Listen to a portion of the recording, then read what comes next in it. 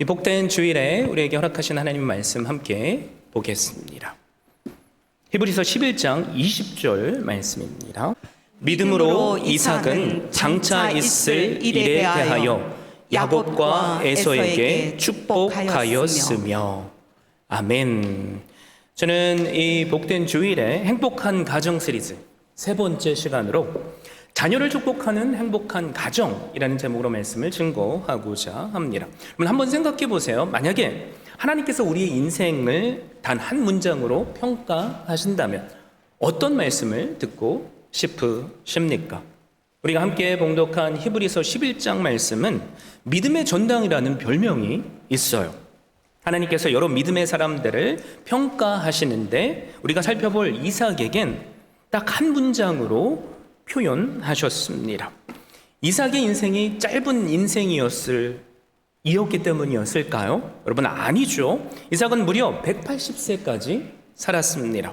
아버지 아브라함은 175세, 아들 야곱이 147세, 손자 요셉이 110세를 살았으니까 이스라엘의 대표 4대 족장 가운데 가장 장수한 겁니다. 180년을 살았으면 우리의 짧은 인생도 할 얘기가 많잖아요. 얼마나 하고 싶은 이야기가 많았겠어요.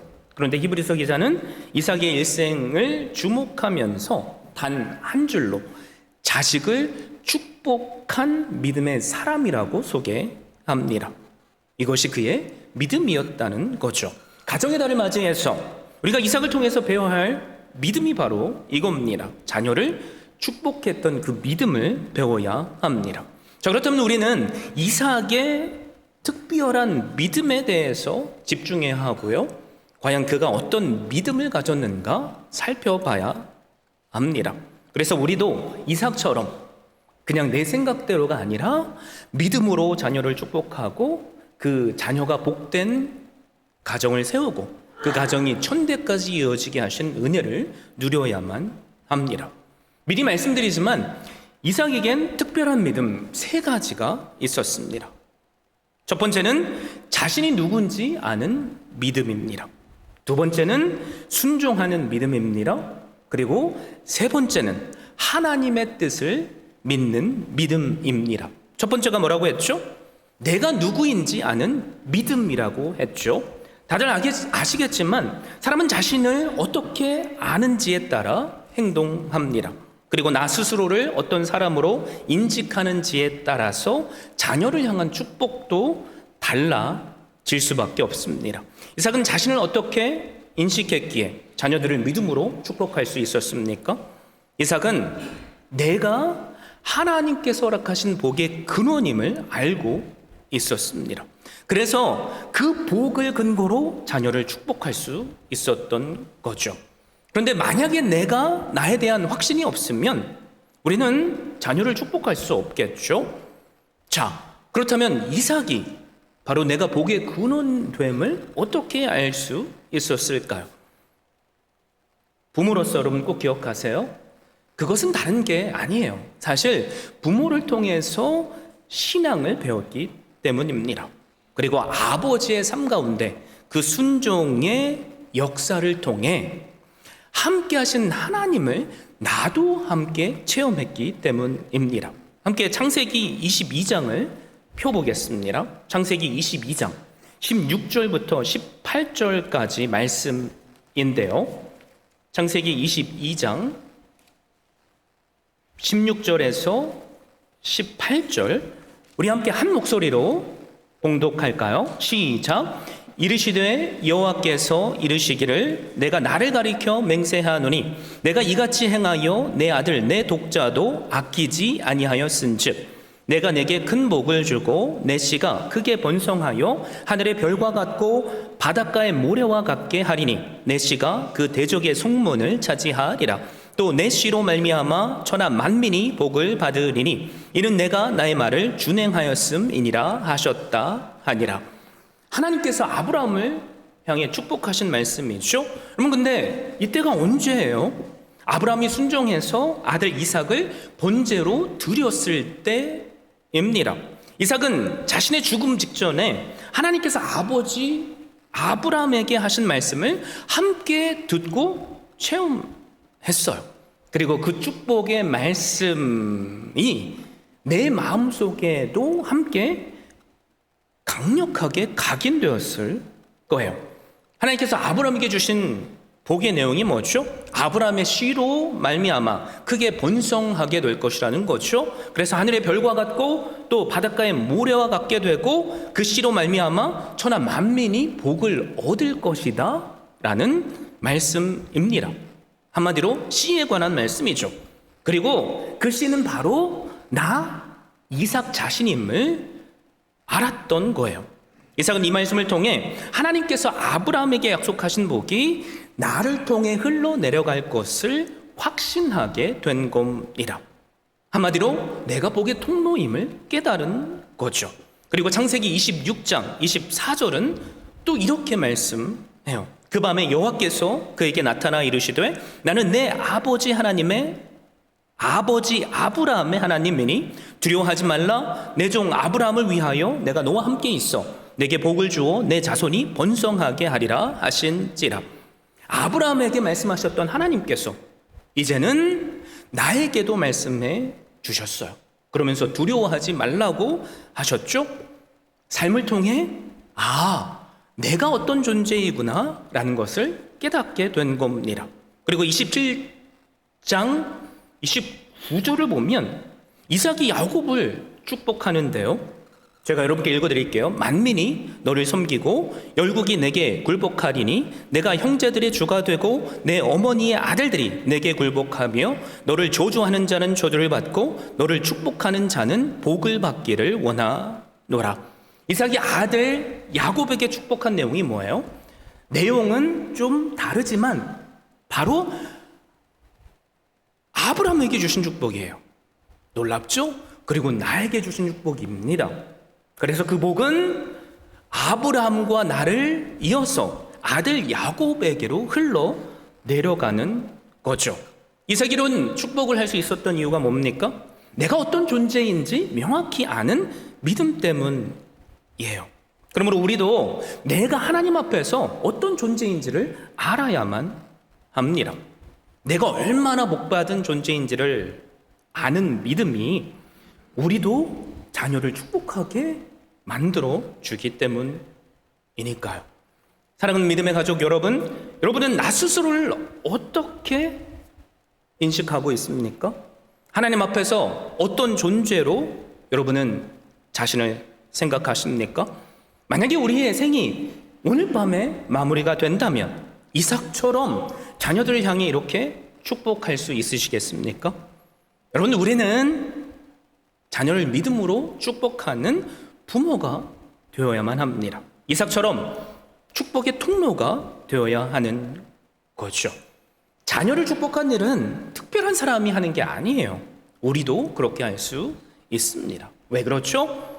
우리가 하나님의 자녀이기 때문에 그래요. 그래서 요한복음 1장 12절에 뭐라고 말씀하죠? 영접하는 자, 곧 그 이름을 믿는 자에게는 하나님의 자녀가 되는 권세를 주셨다고 말씀합니다. 이 말씀처럼 우리가 하나님의 자녀이기 때문에 우리는 아브라함에게 주셨던 그 말씀이 나에게 주신 말씀이 되고요, 복의 근원이 될 수 있는 거죠. 그리고 그 복을 의지해서 자녀를 축복할 수 있습니다. 한번 생각해 보세요. 내가 어떻게 하나님의 자녀가 됐는지. 내 의로, 내 선행으로 되지 않았죠? 오직 십자가의 사랑 때문이에요.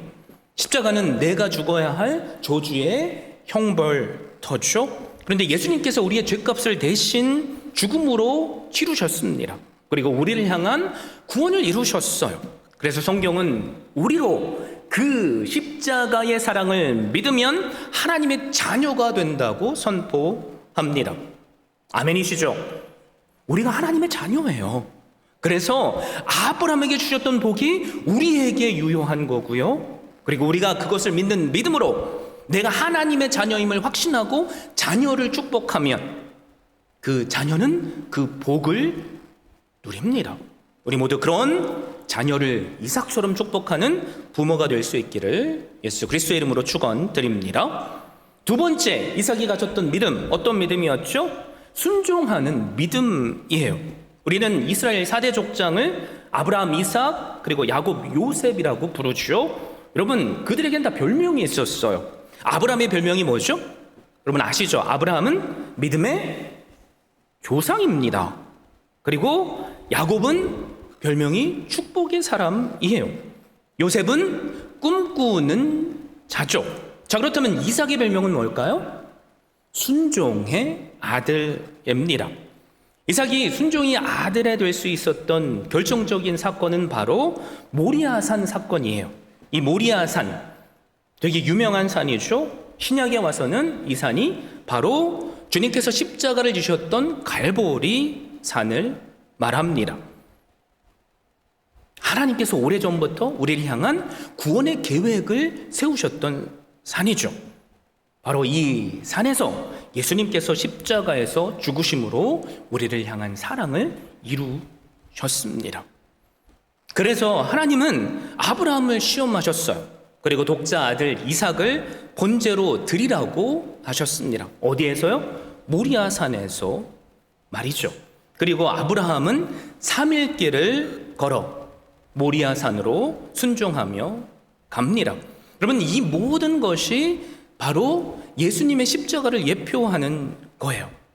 예고편이라고 할 수 있죠. 그래서 예수님의 갈보리의 죽음을 예고하고 있는 사건입니다. 그래서 더 분명한 예표의 그림자가 있죠. 아브라함이 이삭을 죽이려는 순간 하나님께서 어린 양을 수풀에 준비하셨어요. 그리고 그 어린 양으로 대신 죽게 하셨습니다. 어린 양으로 십자가에서 죽으시는 예수님을 미리 예표한 거죠. 이 모리아산의 사건으로 인해서 아브라함은 믿음의 조상이라는 평가를 듣게 됐고요. 우리가 이삭에겐 잘 집중하지 않지만 이삭은 순종의 아들이라는 소리를 듣게 된 겁니다.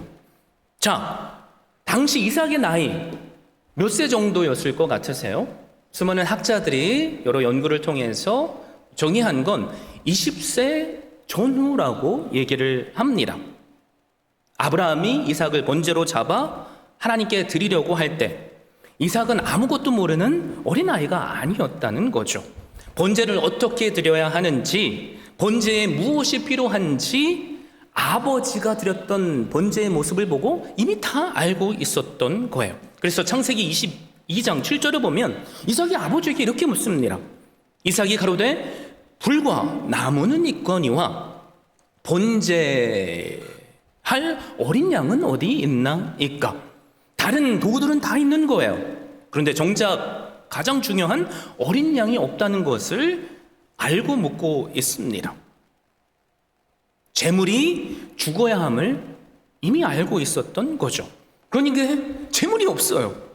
그 마음속에 여러 생각이 왔다 갔다 했을 거예요. 그리고 22장 6절에 아브라함이 이에 번제 나무를 가져다가 그의 아들 이삭에게 지우고 자기는 불과 칼을 손에 들고 두 사람이 동행하더니 라고 말씀해요. 여러분, 당시에 어린 양을 번제로 드리기 위해서는 번제에 쓰일 나무를 어린 양이 직접 등에 매게 했습니다. 그리고 끌고 가게 했어요. 예수님께서 갈보리산을 오르시면서 뭘 지고 가셨죠? 번제로 드릴 나무를 상징하는 십자가를 지고 가셨어요. 그런데 그 번제 나무를 지금 누가 지고 있는 거죠? 이삭이 지고 있는 거예요. 예수님을 예표하는 거죠. 그리고 이삭은 그것을 알았을 거예요. 이 나무를 지고 가는 자가 번제물이 돼서 죽을 것을요. 이 나무를 지고 가면서 얼마나 많은 생각을 했겠습니까? 아, 내가 제물이 되는 건 아닌가? 이런 생각을 당연하게 했을 겁니다. 그리고 22장 9절 10절은 이렇게 말씀하죠. 하나님이 그에게 일러 주신 곳에 이른지라 이에 아브라함이 그곳에 제단을 쌓고 나무를 버려놓고 그의 아들 이삭을 결박하여 제단 나무에 올려놓고 손을 내밀어 칼을 잡고 그 아들을 잡으려 하니. 여러분, 이 상황이 이해가 되세요? 20살 청년이에요. 그런데 아버지가 나를 번제물로 잡으려고 꽁꽁 묶고 있습니다. 심지어 칼로 나를 죽이려 해요. 여러분 같으면 반항하지 않겠어요? 도망가지 않겠습니까? 120세 된 노인 아버지가 망령이 들었다고 말하며 뭐라고 하지 않겠어요? 어떻게 생각하세요? 말씀을 준비하면서 목사인 저도 반항했을 것 같아요. 여러분, 그런데 이삭은 순종합니다. 말씀은 함축해서 우리에게 전해지고 있지만 아마도 아브라함은 이삭에게 자초지종을 다 얘기해 줬을 거예요. 제가 부모라도 아버지라도 그랬을 거니까요. 그리고 이삭은 그 이야기를 다 듣고 아마 이런 고백을 했을 겁니다. 하나님께서 그렇게 하라고 하셨다면 순종해야죠. 그리고 나무단에 올라가 죽음을 기다리고 있었을 거예요. 마치 예수님께서 십자가에 달리실 것을 아시면서 제 뜻이 아니라 아버지의 뜻대로 하옵소서라고 고백하셨던 것처럼 말이죠. 그래서 이삭은 순종의 아들입니다. 그리고 놀랍게 순종함으로 하나님께서 베푸신 축복을 누렸어요. 다시 창세기 26장으로 돌아가면 이삭이 살던 땅에 흉년이 들었습니다. 그 흉년 때문에 이삭은 과거 아브라함처럼 애굽으로 내려가려고 했어요. 당장 굶어 죽지 않기 위해서는 그렇게 해야만 했으니까요. 애굽으로 내려가라고 하는데 하나님께서 이삭에게 직접 나타나셔서 애굽으로 내려가지 말라라고 말씀합니다. 그러면서 축복의 말씀을 주셨죠. 당장 지금 먹을 게 없는 상황이에요. 부양할 가족이 있습니다. 그런데 애굽으로 내려가면 먹을 게 있어요. 그 먹을 거에 살 돈도 있고요. 그런데 하나님께서 가지 말라고 하시는 거죠.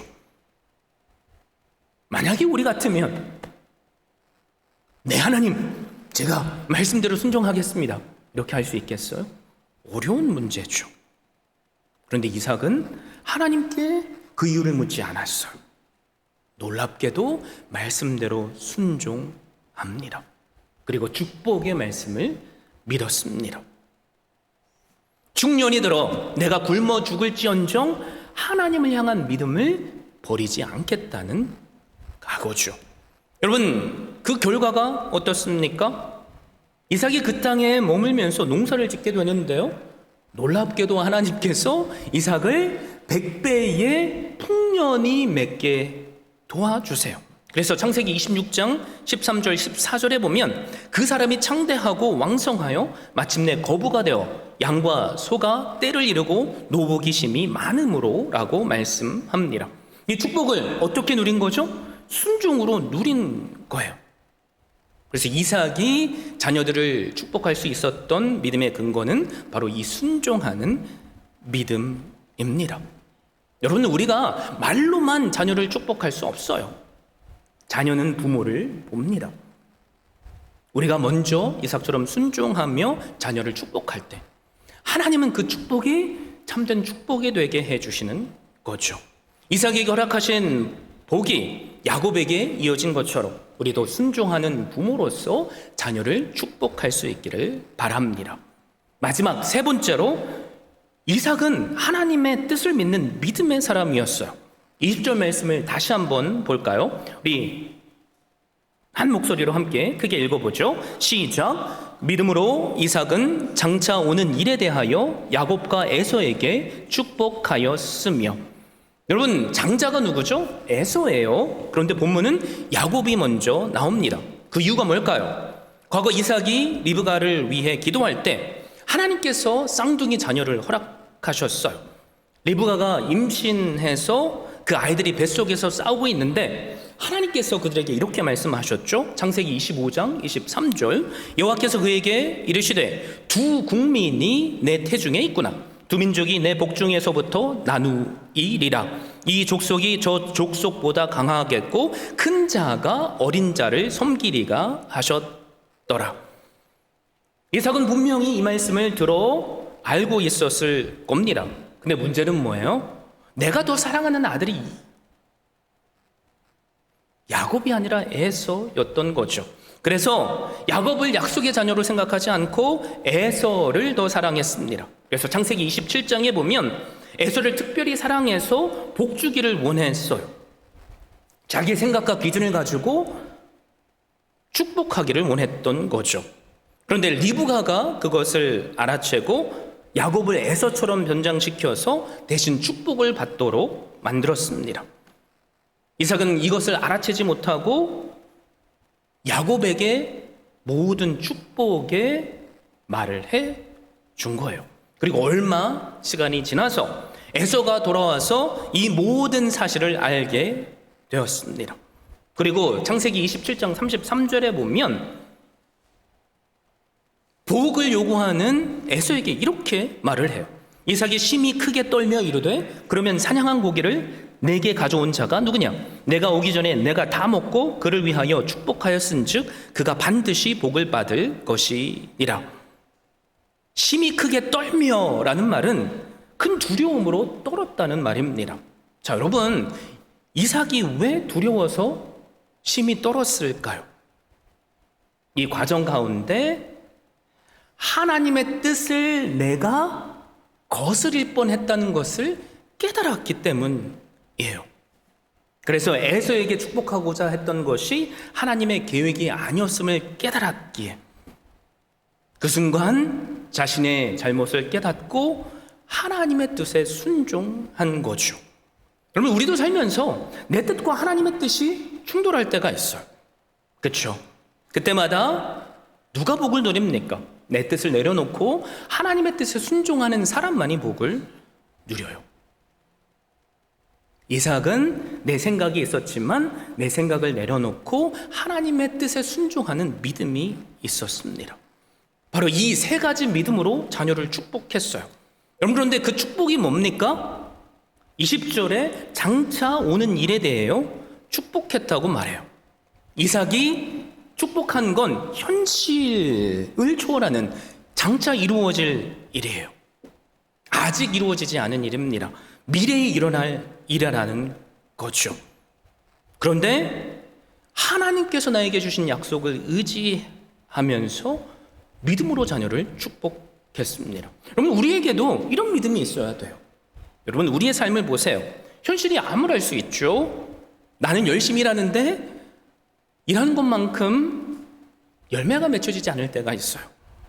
나는 하나님의 말씀대로 순종하려고 노력하는데 내 삶도 그렇고 가정도 그렇고 비즈니스도 그렇고 교회도 그렇고 부응하지 않는 것처럼 느껴질 때가 있습니다.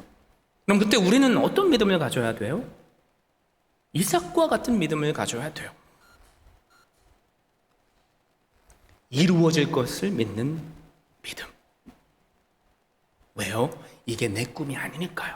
하나님께서 나에게 주신 약속의 말씀이니까요. 그러기 위해서는 우리가 어떤 사람이 되어야 돼요? 내가 누군지 알아야 돼요. 아, 그래, 나는 예수 그리스도를 믿는 믿음으로 성경에 약속하신 그 모든 축복의 말씀을 이어받은 계승자이구나. 여러분, 이거 믿으십니까? 아멘이세요? 여러분, 믿음만으로는 안 되죠. 믿는 사람은 행동해요. 그래서 우리는 이삭처럼 순종해야 합니다. 내 생각과 다를지라도 하나님께서 머무르라고 하시면 머무러 보는 거죠. 그리고 내가 할 수 있는 최선을 다해보는 거예요. 그럴 때 하나님은 우리에게 100배의 열매를 맺게 해주시는 거죠. 더 나아가 하나님의 뜻에 나 자신을 온전히 맡기며 자녀의 내일을 위해서 복을 빌어줘야만 합니다. 신명기 5장 10절에 나를 사랑하고 내 계명을 지키는 자에게는 천대까지 은혜를 베푸신다라는 말씀이 나와요. 여러분, 우리에게 주신 여러 약속의 말씀이 있잖아요. 가정의 달로서, 부모로서 이 말씀을 의지해서 자녀를 축복해 보십시오. 여러분, 이삭에게 주셨던 약속이 수천 년이 흘러오면서 실현됐어요. 그리고 그 최고의 뭐예요? 유익을 누리는 자가 바로 나 자신입니다. 장차 오실 이삭의 후손인 예수 그리스도를 믿는 믿음으로 우리가 그분의 자녀가 됐기 때문이죠. 그리고 우리가 그 믿음대로 살면 하나님은 우리의 가정을 축복해 주실 겁니다. 그리고 천대까지 이어지게 하시는 복을 주실 거예요. 다 약속을 누리는 것이 아니에요. 내가 누군지 아는 사람, 순종의 사람, 하나님의 뜻에 내 생각을 복종하는 사람만이 복을 누립니다. 부모로서 이삭과 같은 부모가 되십시오. 또 자녀로서 그 복을 계승하셔서 우리가 함께 추구하는 행복한 가정을 세우는 한 분 한 분 되시기를 예수 그리스도의 이름으로 축원드립니다.